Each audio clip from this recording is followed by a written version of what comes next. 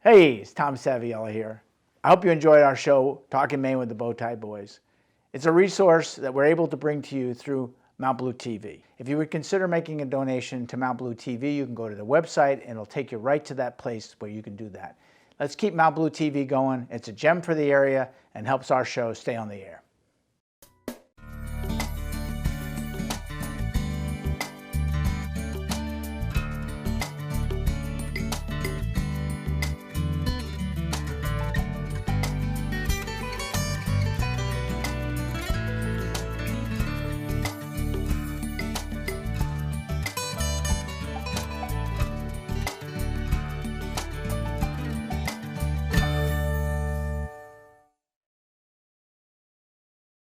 Hey, welcome to Talking Maine. I'm Tom Saviello. I'm the Bowtie Boy, and I have my special guest, the State Foster, Patty. Hello welcome. there. Well, hello there. It's good to have you back. Thanks. Congratulations. Good to be here. I Thank think you. for Farmington, but for me personally, when you were chosen, it meant a lot because I know how dedicated you've been to doing your job for how many years before going down there? 20 years. 20 years. Yep. And it was well recognized and well rewarded. As I said, there were only 2 people that I was asked to recommend, and you were one of them, and I stayed with it. And Well, I really appreciate that. No, it was not a problem. It was great. It was exciting when your name came up, and I said, yes, that's the person that needs to do this job. So, but before we go there, tell us about your trip to the Rose Bowl Parade, or the Rose Parade. It was amazing. It was, I'll kind of give you the history of it, that the Odd Fellows of Maine, and Michelle Triner is her name, she's not a first responder, but she kind of felt the pain of, what was going on, and she said, I want to develop something positive for the fire department. So Odd Fellows nationally has a float in the Rose Bowl Parade. Oh, wow.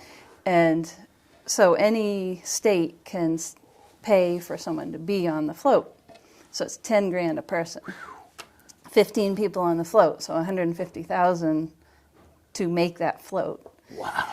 And so another state had, it was either Connecticut or Pennsylvania, Oddfellows had said, we're not using ours, and we hear what you're trying to do, and we want to donate the money for that. So she came out, met with Acting Chief Tim Hardy, and said, hey, do you have 2 firefighters that would be willing to go out? And so Steve Bunker and I were chosen. And somehow it ended up that I was on the parade and he was on the float and he was in the stands. And it was just great because so we went out there, we flew out there, and they paid for everything, the flights, and you want a snack, we're paying for it, food, everything. She wouldn't let us pay for anything. Wow. And of course, got to sunny California, in the 70s, and we went out there.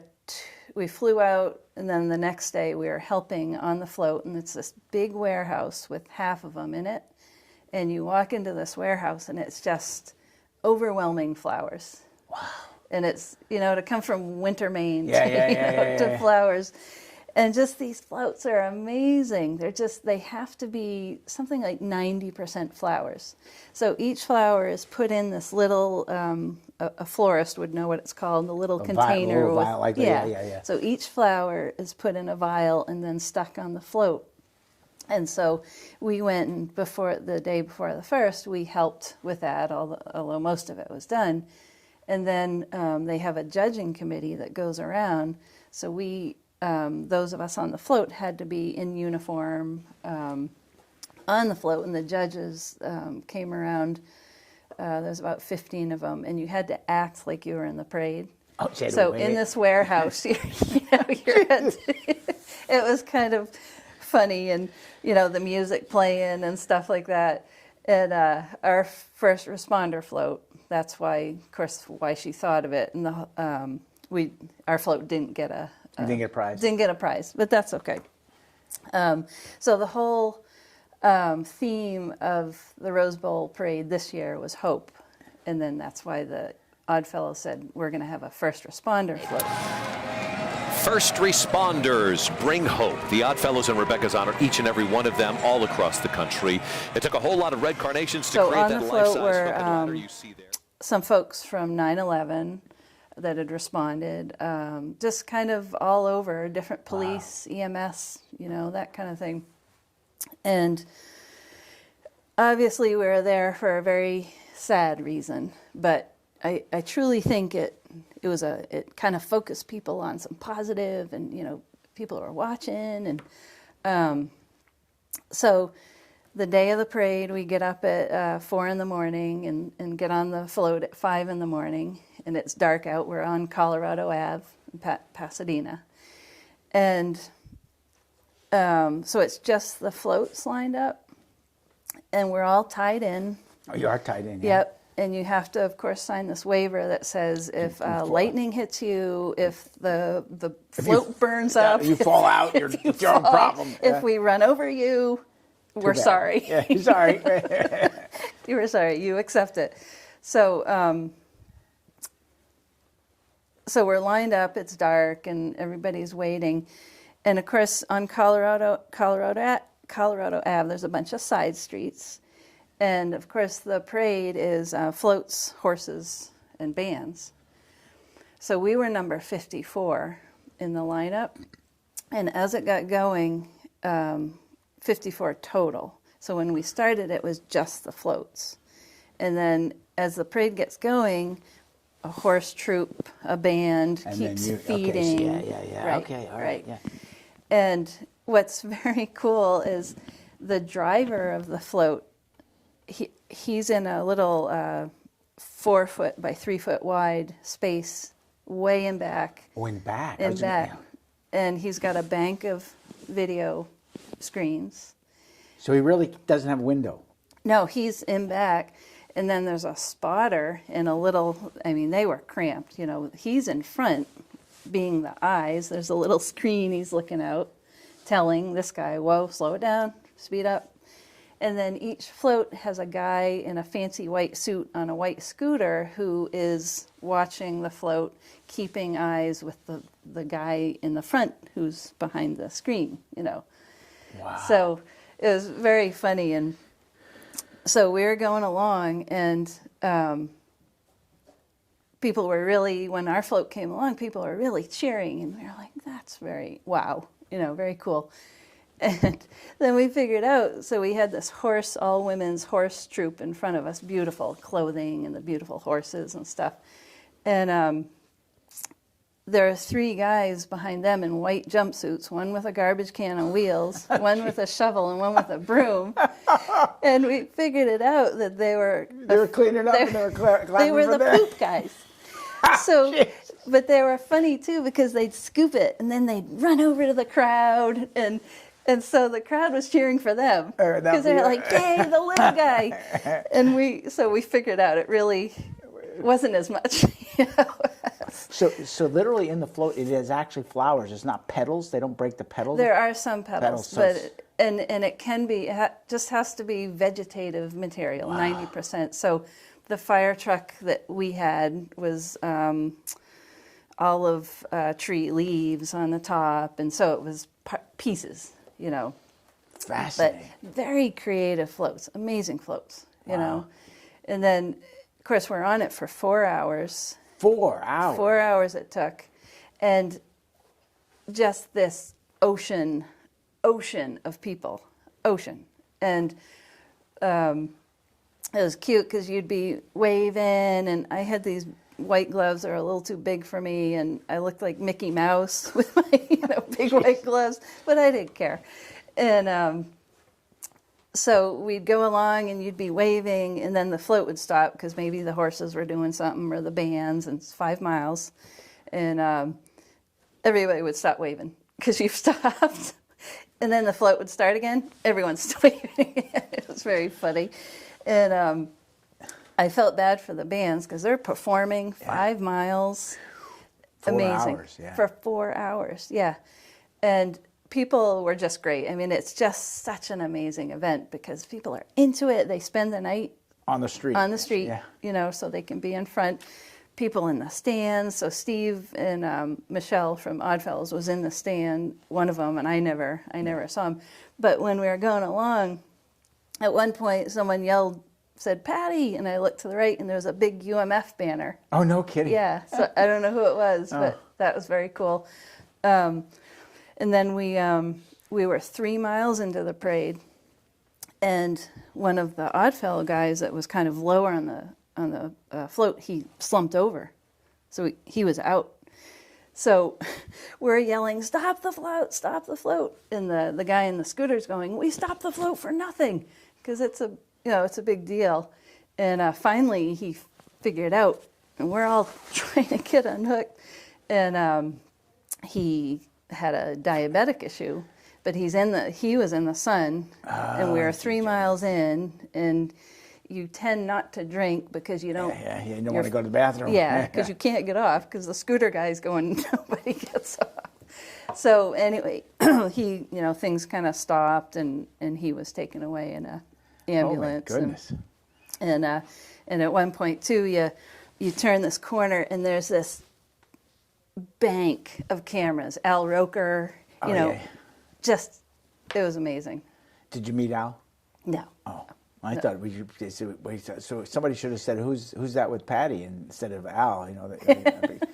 Wow. Absolutely. Yeah, jeez. I would have thought that. So I did get up New Year's morning and I put on the Rose Bowl, but I hadn't prayed, but I had no idea where you were. Yeah. And so I watched it a while. Then they would rerun it, and I'd watch it, and finally I said, "I give up. I couldn't find it. I either missed it or I was too early." Yeah, I heard different things. Some people saw it, some people didn't see me, but because it was a different camera, different station, and yeah, it was kind of all over the place as to where we were, and I mean it's a long wait too. Yeah. We were kind of in the end. 5 hours. And last year, the third to the last float did burst into flames from the engine, Oh, jeez. So that float obviously wasn't running, and then the floats behind it never got in the parade. And can you imagine spending all that time? Oh, my goodness. So this year, the agencies of those floats were the first ones. In the front. Poor people. So are the float model, is that 'cause every year they just put it back, take off the flowers, put it back and store it, and then pack and decorate it the next year? Yeah, it's interesting. There's an actual company that they contract with that their business is making the vehicles and the base. Oh, wow. And this warehouse, of course, has bits and pieces of past floats all in the rafters, and and because it's different every year.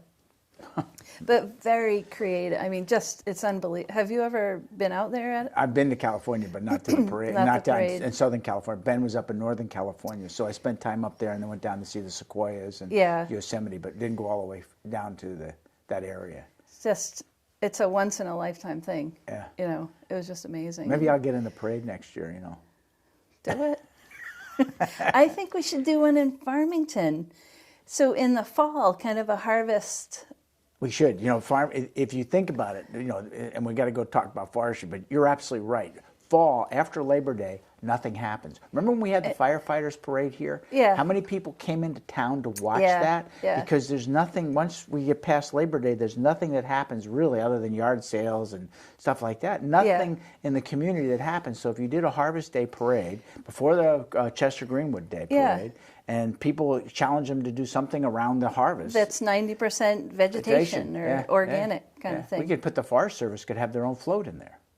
We could. You could be on there as the Queen Forester and waving to everybody. The Queen, I could perfect my wave again. Yeah, you could get it down. I know what I'm doing. So you got this other real job. Then there's the real job. And you've actually been on the show because you've done things like chase the biggest trees. You went and fought fires out west. Yep. You've done a little bit of everything in the 20 years of your career, and so you kind of go as one of the sergeants out there to the big boss, which is still I think is really cool because it recognizes what you've done. So tell me what it's been like. You're in the bureaucracy now. You can't complain about it. You are the bureaucracy. All I need to say is I'm in Augusta. That's all I need to say. Disgusting. It's certainly a different culture. I'm a field person. I'm used to being out in the field. I like talking with people. I like getting out there. So I like this job because it allows me to affect programs that do more of that, hopefully. So it's obviously a big change. It's legislature. It's defending our programs. It's trying to. I want to support the people I've worked with for 20 years. You know, I think I've always said the Forest Service people, just an amazing group of people. Yeah, they You are. know. They really are. I mean, so in your forestry group, how are you divided up? So you've got, because you had the parts that you were in, but how is it, so if everybody was to look at, what's your organizational structure look like? That's what I was looking for. Okay, so it's the commissioner, Amanda Beal, and then there's 4 bureau directors in Department of Agriculture, Conservation, and Forestry. So I'm one of the 4 bureau directors, and then then it goes down to my 3 division directors, Bill Hamilton with the Forest Protection, which is the Rangers, Allison Canody, which is insects and disease, and Don Mancius, which is the Forest Management, which is who I work for 20 years. So you used to work for Don now. That must be a unique experience. It's fine. Yeah, but, and I know, so first question I have is, how is the arming of the Rangers working out? You know, I was really involved in that quite a bit. I know. And the day I started was the day they went live with essentially with the guns. It was a very soft rollout.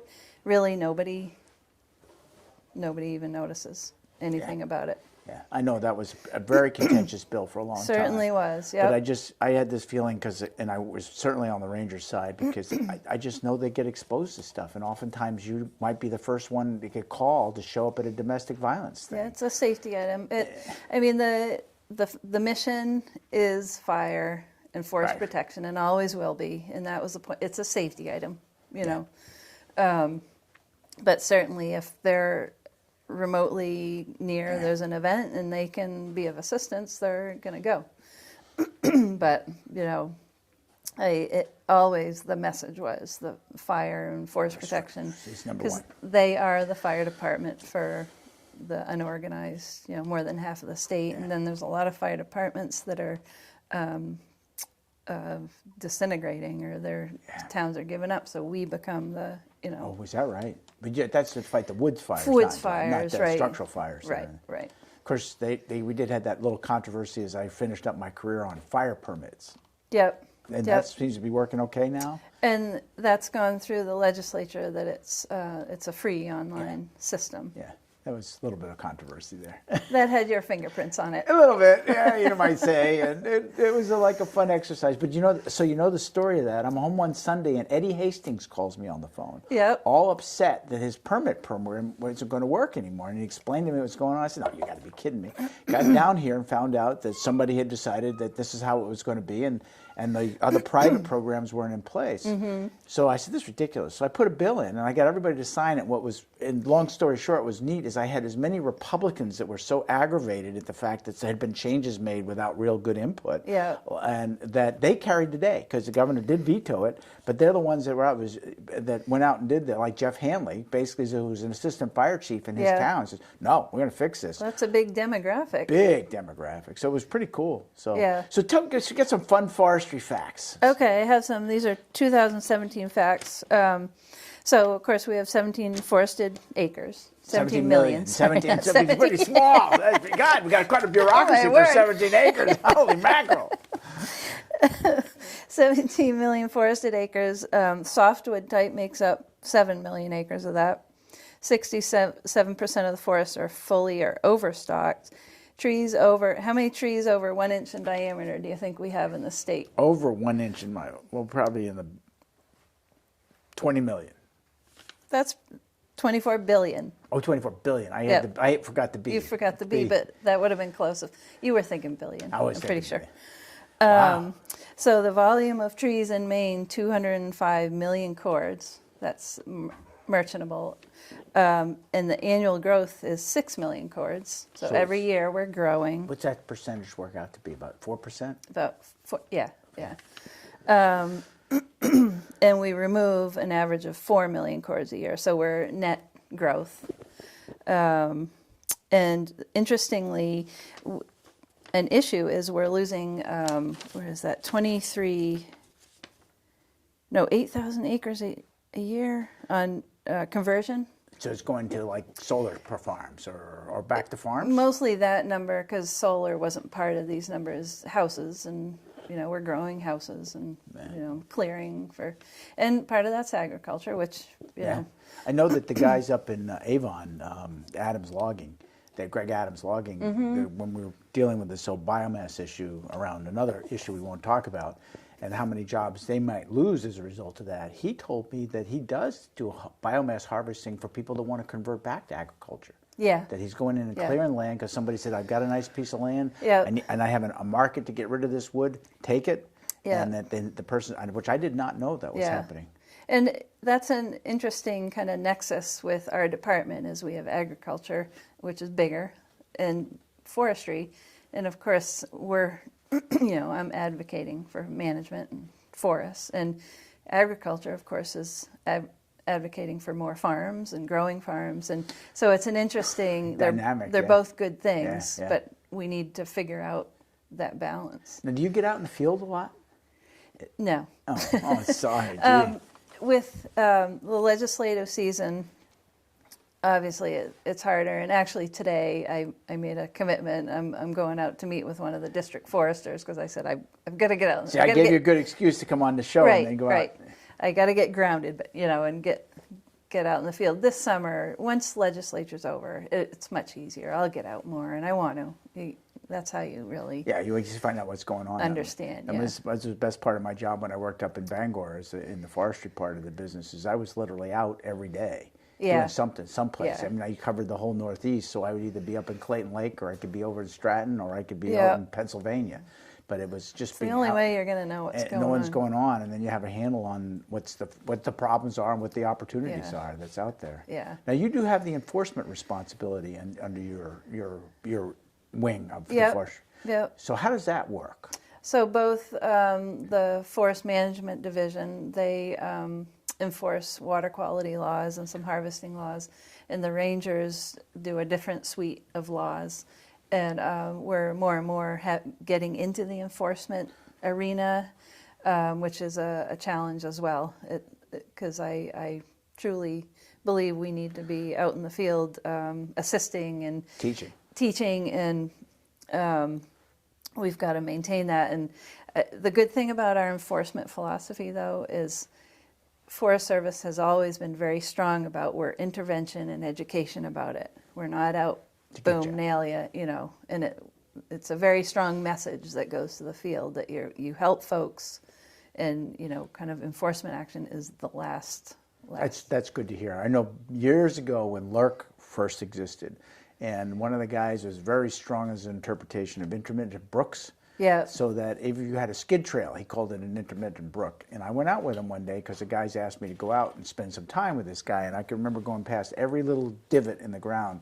This is before vernal pools. And intermittent brook. If you go through that, I'm going to bust you. Yeah. And I'd sit there and say, bust me? Geez, I can't even tell this. That's not even a good language. Yeah. So, but that was every other word out of his mouth. And it's like, okay, he was gone after a short bit of time. But that's so what was going on there. Rather than let me work with you. And that changed when Ken Stratton came in and became the director of LERC for a while, to say, no, we're going to try to work through this so you do it. And that is our role. Yeah, it really should be our role. Yeah. So do you get to go chase for the big trees anymore? Not too much. There's one in Farmington. There's a new district forester in the area, Julie Davenport, and so we've got to track down a nomination in Farmington. I got white oak at my house. I think you said that before. And do you have that? Is that on the big tree yet? You'd have to look at our tree ID book and see. It says where and what the size is. But this one's about this big. Okay. Well, you might make it. It's at the end of its range. I'm not gonna dash your hopes. So, are you still able to be part of the fire department? I see you've got your stuff on. Yeah, it's not as easy. I'm home late at night, and so it's definitely. And how does John feel about having a bureaucrat in the house? It depends on what day you're talking about. Because that's so not like him. I know so much. He's the opposite of bureaucrat. So the legislature, how's that been as an experience? You talked about the committee a little bit. Because that's something you really never were exposed to when you were out here. No, this was a, trial by fire kind of thing. And hey, it's, that, you're getting these bills and stuff, all different kinds, and you can't possibly know. And I feel it's my job to educate and about what it's about, and I can only give the facts, and it's their decision. You know? I mean, it's frustrating for somebody like you. I'm sure that you get a bill in and somebody wants to totally dismantle like outcome-based forestry, and it's clearly because someone has put a bug in their ear.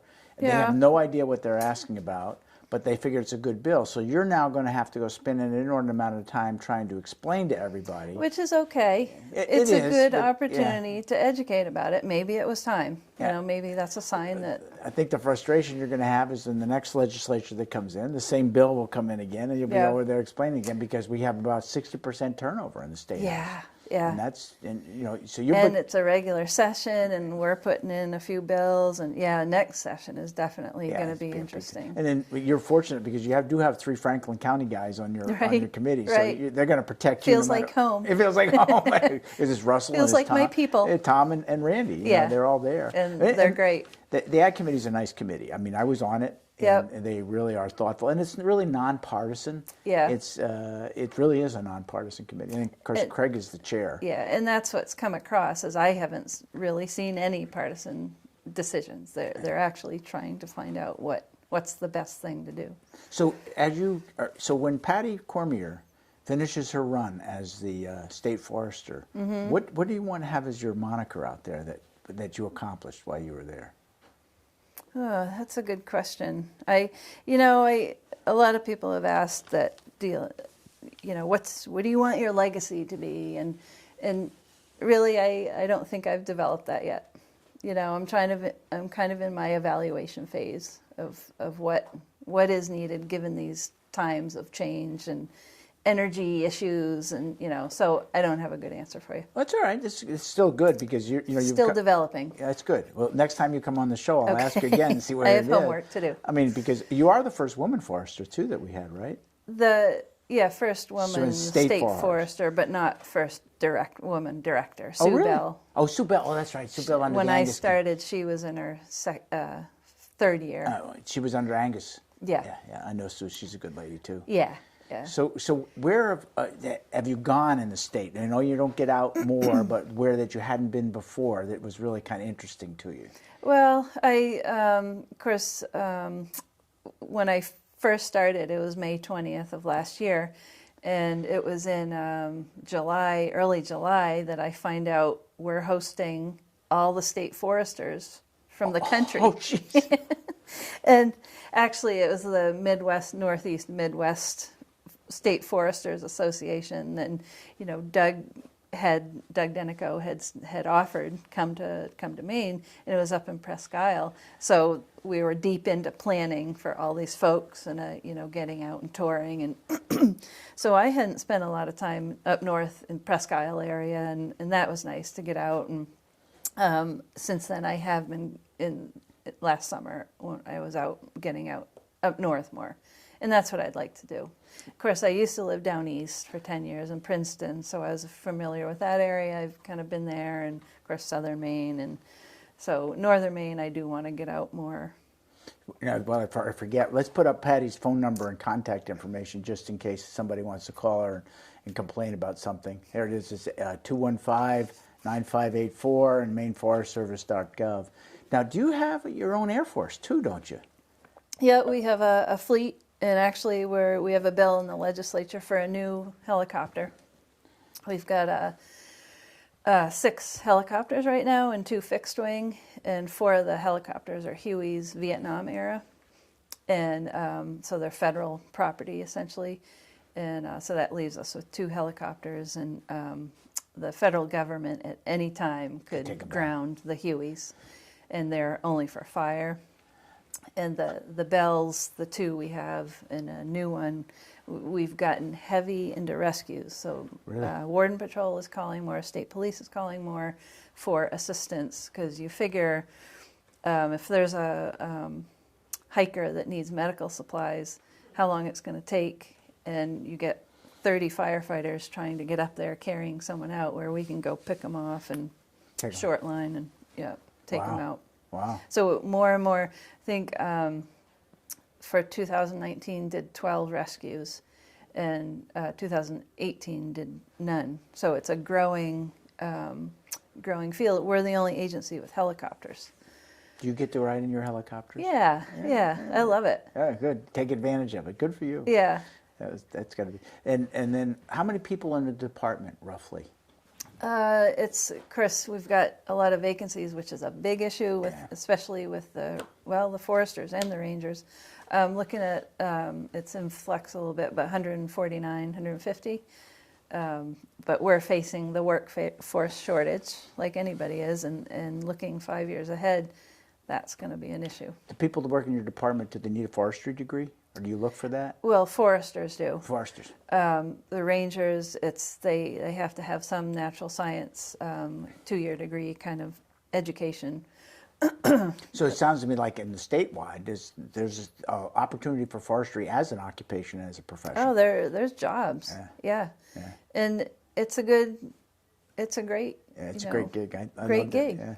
Yeah. I think so. I miss it sometimes. Somebody asked me when I went to the mill as the environmental manager, said, why did you leave the peace and tranquility of the forest to come to the turmoil and chaos of the mill? Yeah. And then look at what I did after that. It's like, Talk about turmoil. Turmoil. But it's funny when I go out on a forestry operation, everything comes back to me. It's really I miss getting out on harvest jobs. I drive by them and I so want to stop. Yeah, maybe because I've gone out with the biomass harvests, and when I ran that commission, the Public Lands Commission, got the opportunity to get back out in the woods and wander around. But even the technology's changed, because I can remember pulling a chain behind us and a field compass, and closure on a survey was like 1 in 1,000. Now it's like 1 in a gazillion, because they just have a little antenna on that hat, and they just come back, plug it in, and it's all done. Yeah. So it's changed. Of course, a new thing we're using is drones, and it's really making it better efficiency, because if a forester or ranger needs to look at a stream or something, we can just shoot a drone up.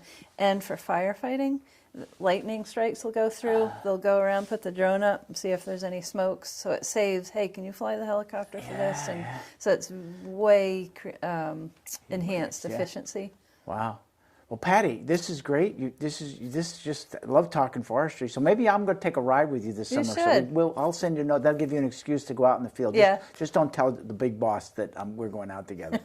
Patty, wonderful. Thank you and congratulations. Thank because you. Your energy and enthusiasm is well recognized up here in this area, and certainly will be carried on to the department. Appreciate that. And just practice that wave. Yeah. See you next time. Two-handed.